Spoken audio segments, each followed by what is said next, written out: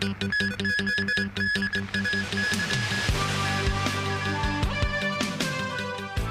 year's first T9 signal sees parts of the city hit with strong winds and powerful waves.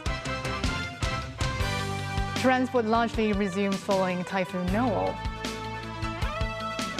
And Chinese authorities rescue Vietnamese seamen from a sunk vessel in the South China Sea.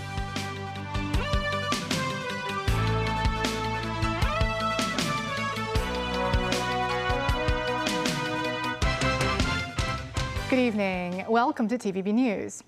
Tropical cyclone Noul has moved away from Hong Kong. The gale or storm signal number 9 was in force for 6 hours overnight.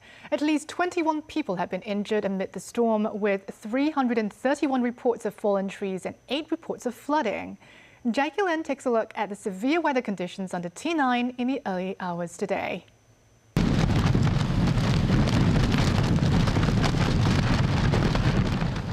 Noul, the first typhoon hitting Hong Kong this year, began unleashing its full ferocity in the early hours. Under the T9 signal, gales churned the waters along the harbourfront in Cantonese Town, with waves crashing at the shore. As seawater drenched the roads, vehicles had to drive through with more caution. Whipped by gusts and waves for hours, a slab of concrete was swept off the curb.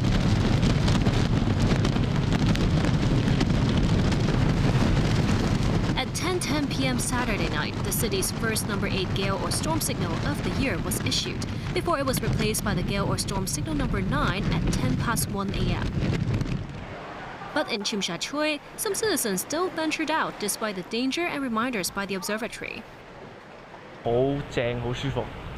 This man said the gusts weren't that strong, so he could still jog along. Also hit hard was flood-prone Heng Fa Tsuen, with not just hermit crabs being washed ashore, but also precarious sites and construction sites. Even at a sheltered location, our TVB camera gear weighing 40 pounds rattled amid the howling gusts. In Mong Kok, weaker visibility too amid the rain. Multiple districts, including Sai Kung, reported fallen trees during the storm. Jackie Lin, TVB News. During the day, the weather conditions remain unstable, with railway services disrupted in the morning. Samantha Lowe reports. In Cantonese Town, the winds remained strong, with some commuters seen navigating the slippery streets with cautious steps. Waves could be seen crashing onto the shores. Some ignored the danger and continued jogging along the waterfront.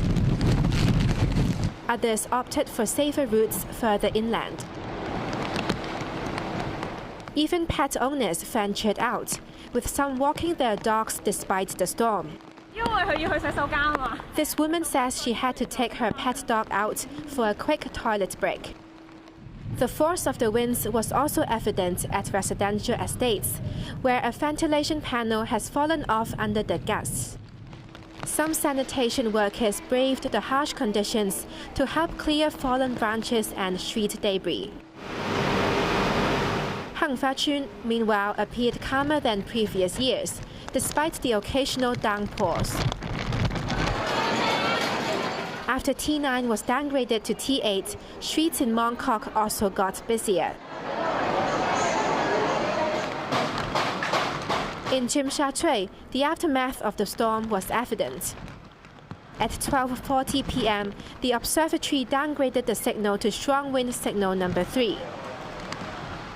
Rail services at Taiwan MTR station along the East Rail line was disrupted after a tree collapsed onto the overhead cables, which took longer to repair.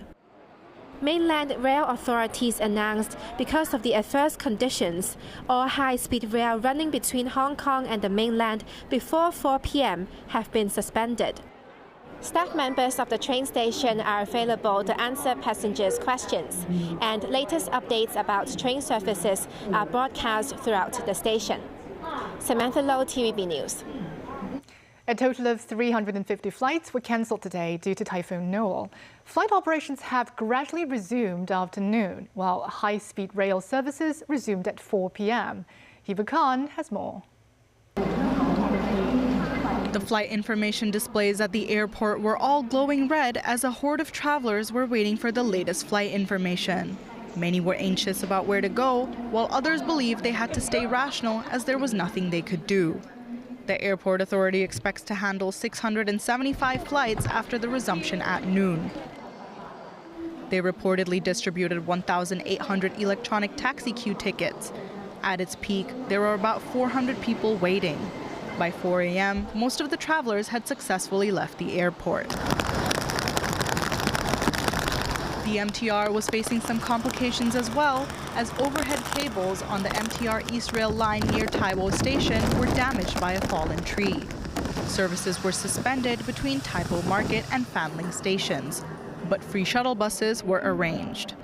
Repairs were completed at around 2 p.m. and services gradually resumed across the entire line.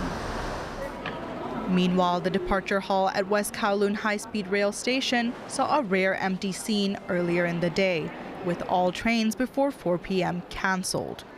Some travelers chose to wait at the station. I haven't seen any crazy issues, and it's been communicated pretty well through the news channels and through like WeChat. We arrived at 9 o'clock, I think. Yes, so we have been waiting a long time. It's like the season for typhoons, I think. So yeah, we knew, but not that today. It's been really difficult to first get a new train, a new reservation, and then getting connections. So yeah, it's been a huge effect on us.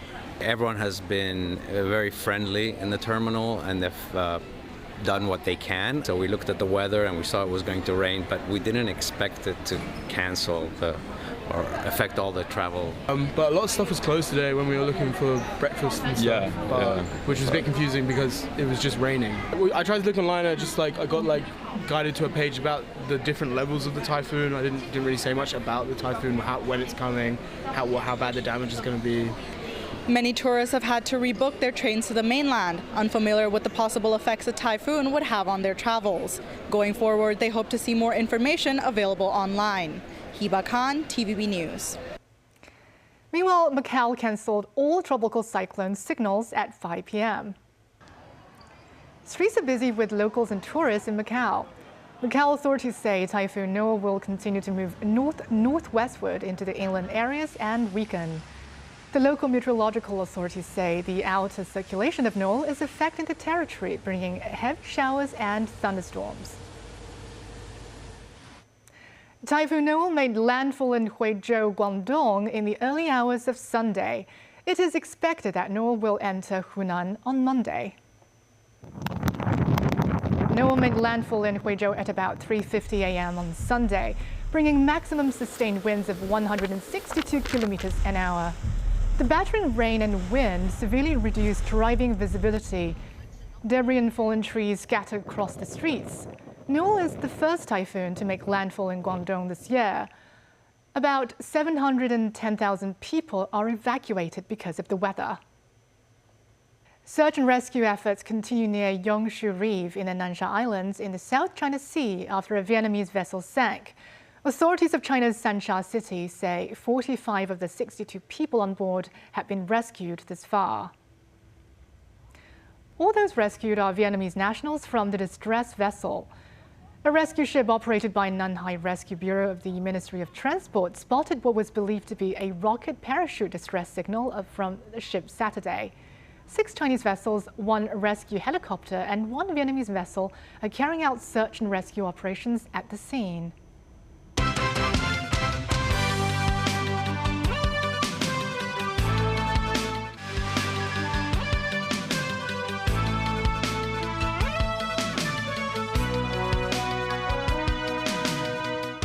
Welcome back.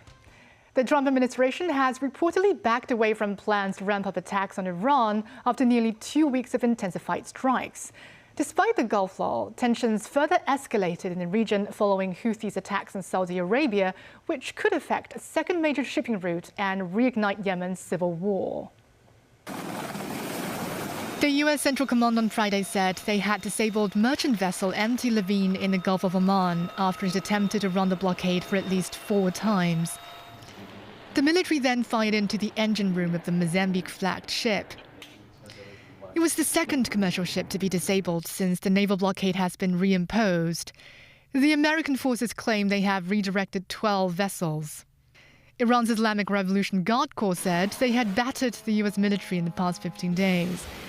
The enemy suffered heavy losses, including 11 fighter aircraft and helicopters on the ground, 17 reconnaissance and operational drones, and 1 F-15 fighter jet inside the shelter, according to a spokesman for the Guards.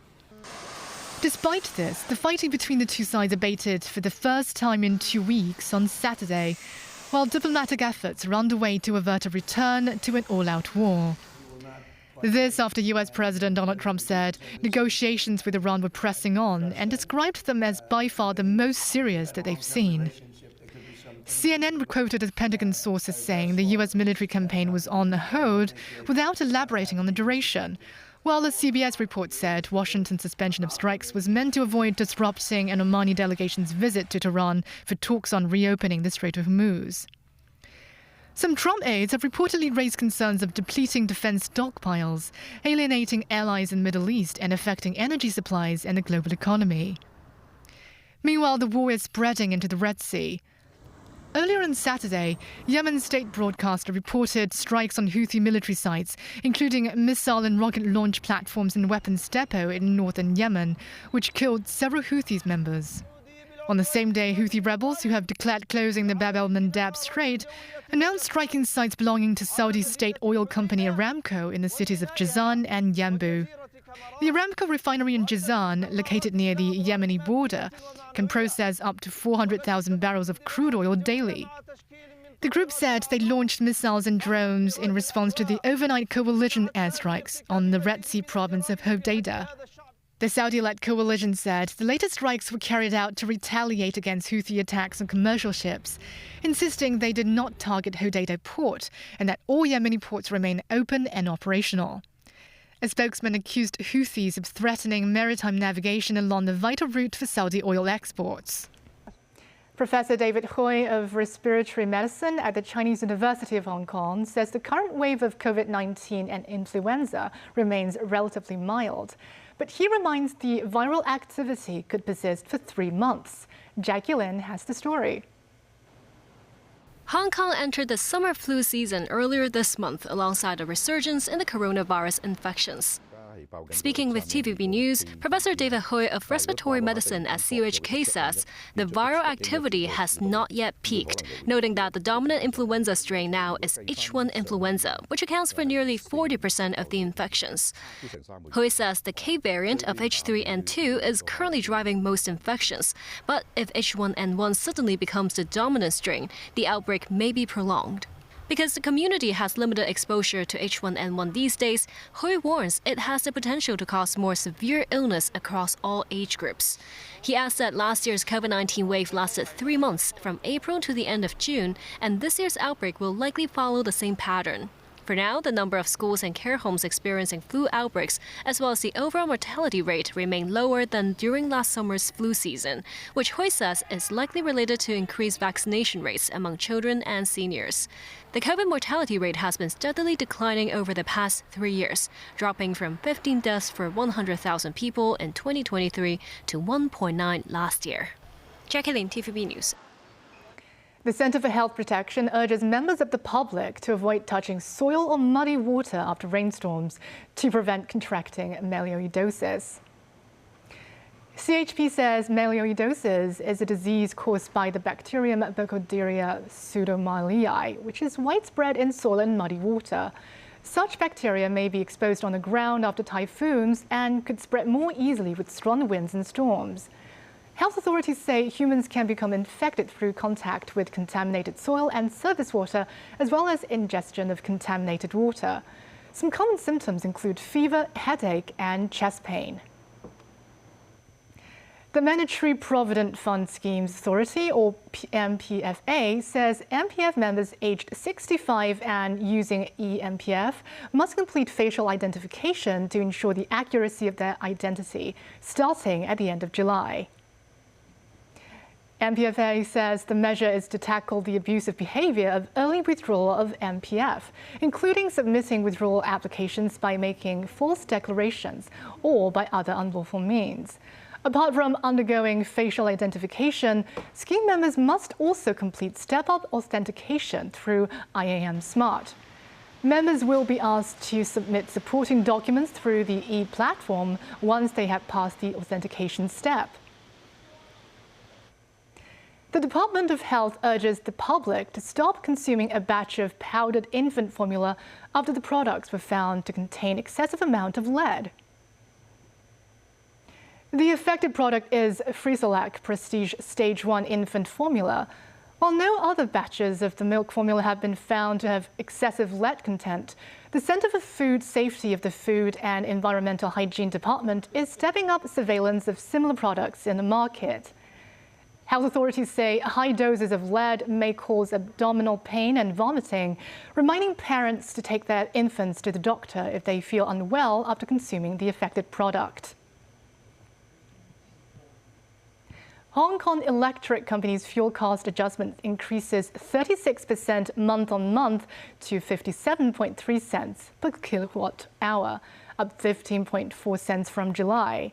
Including the basic electricity charge, the average net electricity rate is 185.2 cents per kilowatt hour. The company says international oil prices have surged due to the escalating Middle East tensions, and liquefied natural gas prices have more than doubled since the start of the Iran war earlier this year. The fuel cost adjustment is expected to keep rising for some time. To ease the burden, a special subsidy of 8 cents per kilowatt hour will be offered from August to October for residential customers using 450 kilowatt hours or less per month. After the deduction, the net increase is about 5.2%. And that's the news. Due to the live coverage of the Kerry Fencing World Championships 2026, tomorrow night's main news will start at 8:35 p.m. Join us then.